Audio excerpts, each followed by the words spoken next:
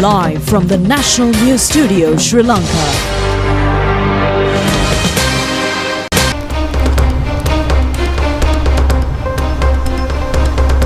This is the 9 p.m. news telecast of the prestigious channel of Sri Lanka. A pleasant evening and a very warm welcome to the national news. I'm Vilanjali Ananda.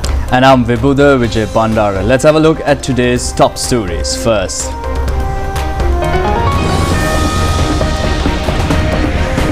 Remains of Queen of Sinhala cinema Malani brought to Tharangani Hall. Massive crowds pay their last respects. The funeral at the Independence Square tomorrow with state honours.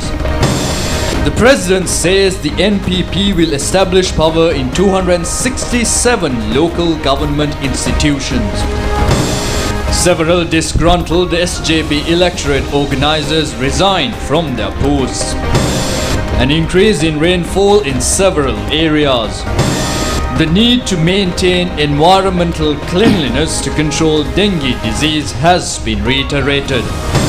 Tenders on 233 types of medicines, of which procurement has been restored.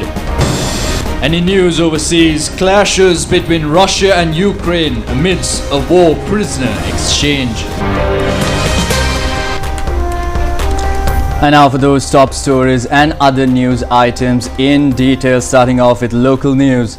The remains of the Queen of Sinhala cinema, Malani Fana, is being kept at the Tharangani Hall of the National Film Corporation for the public to pay their respects. The funeral will be held at the Independence Square premises in Colombo with state honours in the afternoon tomorrow.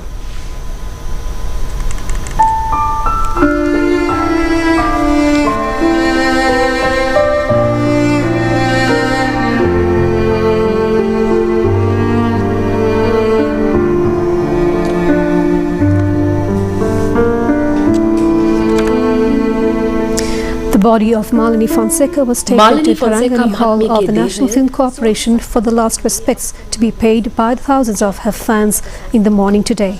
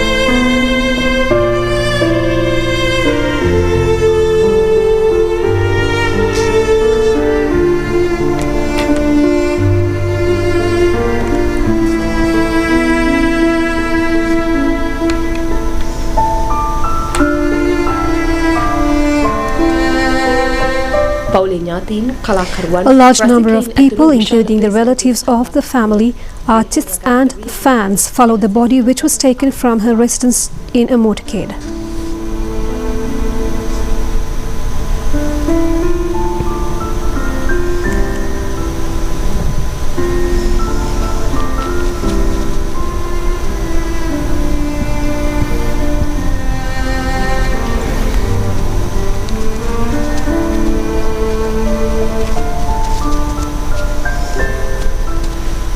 දේහය මේ වන විට චිත්‍රපට සංස්ථාවේ තරංගනී ශාලාවේ තැන්පත් කර ඇති අතර මේ වන විටත් කලාකරුවන් රසික රසිකාවියන් දේශපාලන නියෝජිතයින් ඇතුළු විශාල පිරිසක් දේහයට By now, a large number of political representatives, artists and fans of the late Queen of the Sinhala cinema are arriving at the Tharangani Hall of the National Film Corporation premises.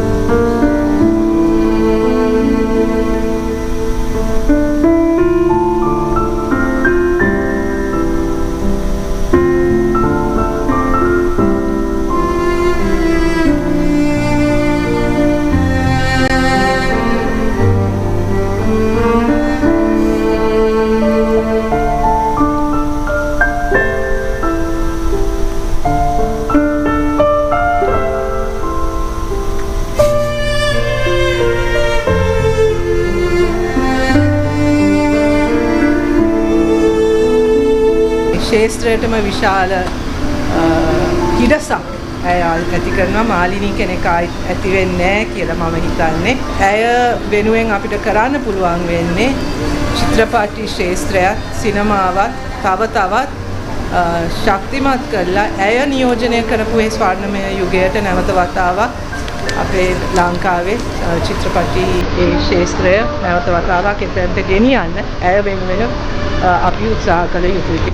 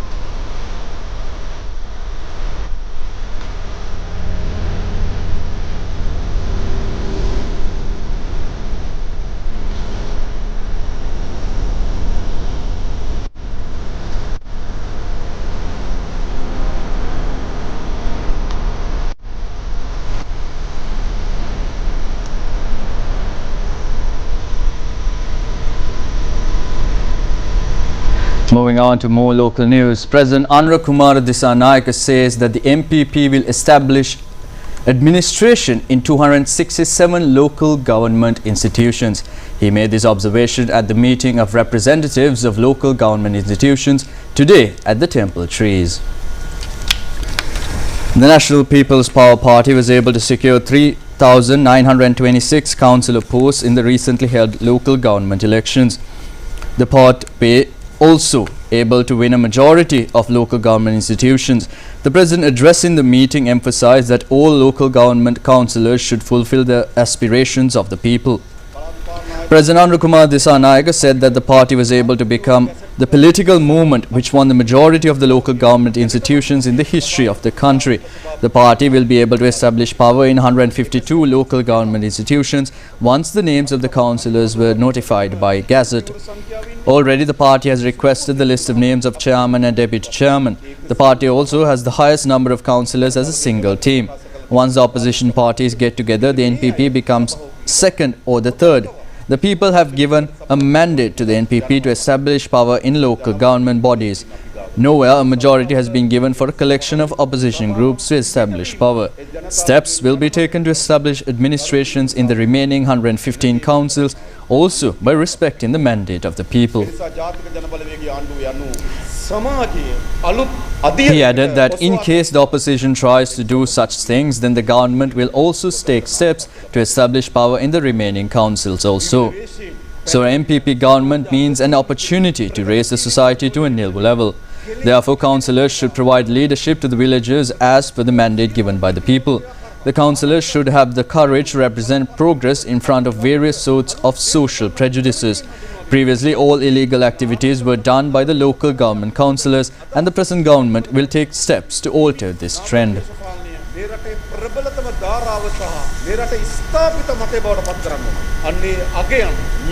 The Department of Meteorology says an increase in the rainy weather condition could be anticipated in several areas in the island in the upcoming period. It further says rainfalls could be expected within the next few hours in the western, Sabaragamu and northwestern provinces, and thunder showers in the districts of Nuwara, Kandy, Galle and Mathura. The meteorological reports add that torrential rainfall exceeding 100 millimeters is possible in certain locations.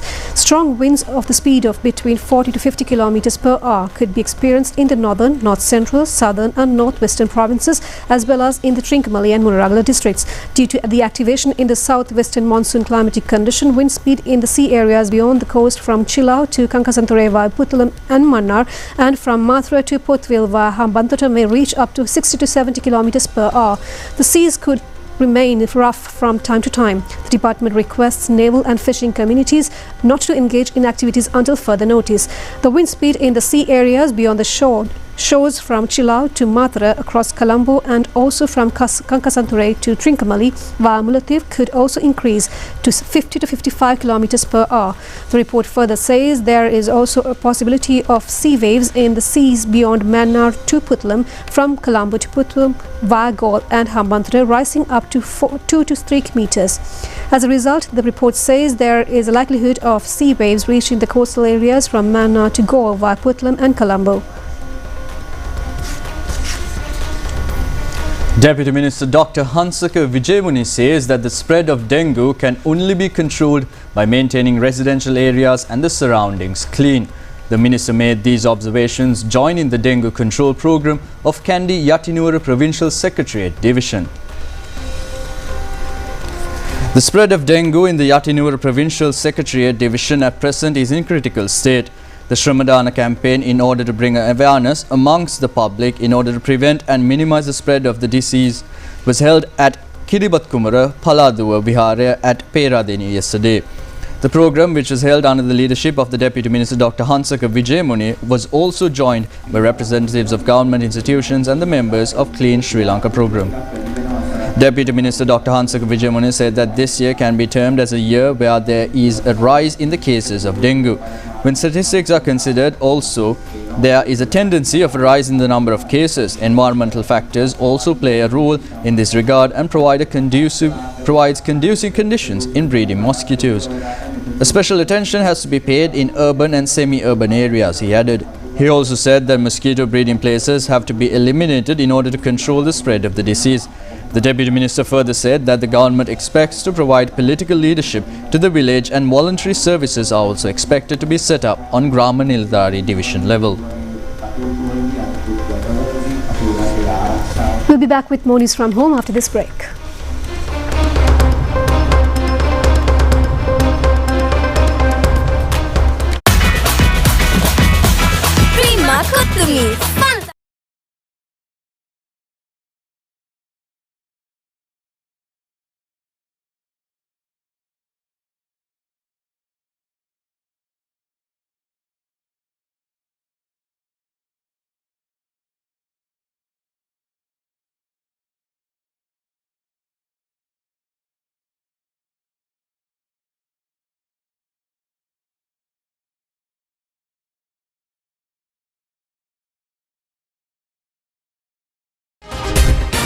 Live from the National News Studio, Sri Lanka.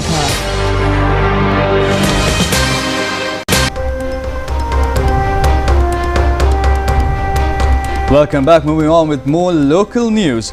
President Andra Kumar Dissanayake emphasizes that a disciplined citizen can be created through cultural activities. In a meeting held with the Sri Lankan performing artists, the President elaborated the professional and social responsibility of the artists in the area of performing arts. The meeting was held at the Presidential Secretariat. The President appreciated the services rendered by artists who conduct open-air shows in order to bring back this lost cultural life of the people living in rural areas. The President also described the importance of providing a cultural life to those people by providing some kind of solace to their rigorous lifestyles, apart from the program implemented by the government to improve the economy of the people of those areas. The President also pointed out that only the artists can construct a cultural bridge which will connect north and the south of the country. Attention was also paid to the problems faced by artists. The Minister of Buddhasasana, Religious and Cultural Affairs, Dr. Hiniduma Sunil Senavi, and the Acting Inspector General of Police, Priyantha Veerasurya, participated in the event along with a large gathering.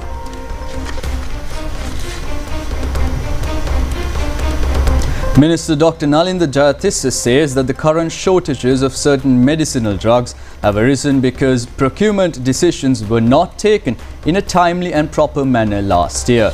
He further said that tenders have now been called for 233 types of medicines which had been stored for years. Minister Dr. Nalinda Jayatissa said that Sri Lanka imports hundreds of drugs each year, but tenders for purchasing medicines for 2025 were called for only 67 types of medicines in the first 5 months of 2024. He further said that tenders have now been called for 233 types of medicines which had been stored for years.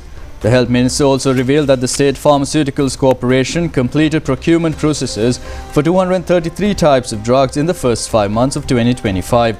The minister said that 65% of drugs used in the public hospital system are imported, explaining that the process of supplying medicines from the initial stage to procurement and distribution takes around 9 months and is highly complex. Currently, the government has taken a number of measures to ensure the pharmaceutical supply process in Sri Lanka continues efficiently and without disruption. Recently, at the lengthy discussion with both local manufacturers of Western medicines and companies that import medicines, the minister explains the current situation to them and gave them targets, asking them to inform the types of medicines they can supply and produce within specific time frames. Former MP of the Samaga Jana Balawege, Bandula Sanctuary says that he has resigned from the Goa electorate organizer post of the SJB in protest over the injustices being perpetrated within the party. He has made these remarks in a media yesterday. Former MP of the SJB, Bandula Sanctuary, said that if justice is not being provided, they have no other decision other than to resign with great reluctance and in pain. He also said that as people who are committed for the well-being of the party since its inception, they are not being able to work as organizers by looking at these inferior policies. This is an injustice perpetrated on those who have been working as regional leaders withstanding all burdens. He also said that the Secretary General did not accept his request and through his letter. Therefore, he has decided to focus attention of the leader via WhatsApp.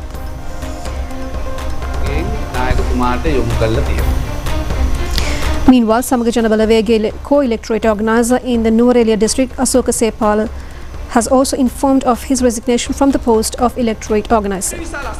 Asoka Sepala said that they have been victimized in the Kotagala and Agrapatana Pradeshia Sabhas. He also said that they have not been given the opportunity to present themselves in the electorates and they are also not being given the bonus seats. If their grievances are not being met, they would not be able to engage in regional politics in future. As a result, he has decided to resign from the post of co-electorate organizer in the Nuwara district. Now, the government has paid attention to declare Galapitamada Rabbidigala area of Varakapala Provincial Secretariat Division as a sanctuary where the fish named Bandula Sanctuary, endemic to Sri Lanka, is found. The fish is under the threat of extinction. The fish can be found in the stream which follows from Galapitamada Rabbidigala via Hapuvita. The stream is about 3 kilometers in length and a unique feature has been that Bandula Sanctuary is not found in any other place in the world except in this stream. It was identified as an endemic species in 1991 and according to a census conducted by the Department of Wildlife 2 years back, nearly 90 Bandula Sanctuary fish can be found in this stream. According to Varakapala Divisional Secretariat Office, this number has increased up to 200. This species likes to live in areas around small bushes and where there is no bright sunlight. The fish has been protected as per the Clause 31A of the Wildlife, Fauna and Flora Protection Act. It is the responsibility of all all environment lovers and everyone to protect fish and other animals facing the threat of extinction.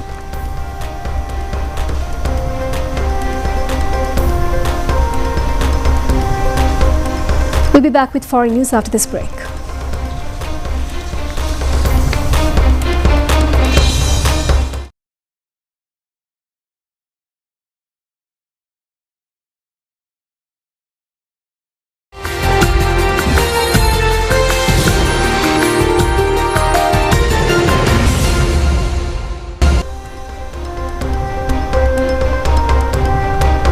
Welcome back. This is the National News Telecast. Moving on to news from overseas. The Russian Defense Ministry has announced that Russia and Ukraine have completed a record prisoner exchange agreed to during direct talks in Turkey earlier this month. 303 Russian soldiers were returned from the territory controlled by Kyiv today. In exchange, 303 Ukrainian prisoners of war were handed over. The ministry said in a statement that all Russian military personnel and civilians will be transported to Russia for treatment and rehabilitation in medical institutions of the Russian Ministry of Defense. The Russian servicemen are now in Belarus, where they are receiving medical and psychological assistance. Last week, Russia and Ukraine held their first direct peace talks in 3 years in Istanbul. While no major breakthrough was made, both delegations agreed to stay in contact and exchange preliminary terms for a potential ceasefire. The sides also agreed to a record 1,000 prisoner swap. The exchange started on Friday with 120 Russian civilians and 270 military personnel and an equal number of Ukrainian civilians and troops released. Another 307 people from both sides were exchanged on Saturday. Russian Foreign Minister Sergei Lavrov stated earlier that the sides will exchange draft ceasefire proposals once the swap process is complete. And now for the latest updates from North Korea. North Korea's leader Kim Jong-un has condemned a serious accident during the launch of a new warship on Thursday, calling it a criminal act that could not be tolerated. Parts of the 5,000-ton destroyer's bottom were crushed, tipping the vessel off balance, state media reported. Kim, who was present at the launch, has ordered the ship be restored before a key party meeting in June, and for those who were involved in designing the ship to be held responsible for the incident, which he said severely damaged the dignity and pride of our nation in an instant. State media reports did not mention any casualties or injuries as a result of the incident.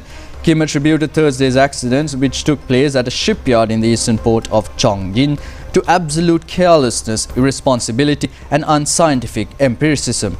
He said that the irresponsible errors of those involved will be dealt with at a plenary meeting next month.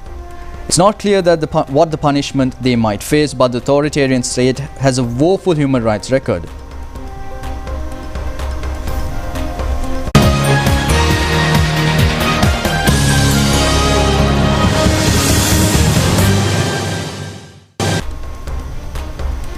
On sports news, best female cricketer and male cricketer in the Kandy district were felicitated at a district awards ceremony recently. Pulindu Pereira was adjudged as the best male cricketer and Aseni Talagune as the best female cricketer. The ceremony to appreciate the performances of cricketers who had excelled on the national level in the Kandy district was held in the Pallekele Cricket Stadium in Kandy. 106 cricketers were felicitated. The most talented cricketer of the year was captain of the Dharmaraja College Kandy cricket team, Pulindu Pereira. The best female cricketer, Aseni Talagune, is the captain of the Mahamaya College cricket team, Kandy.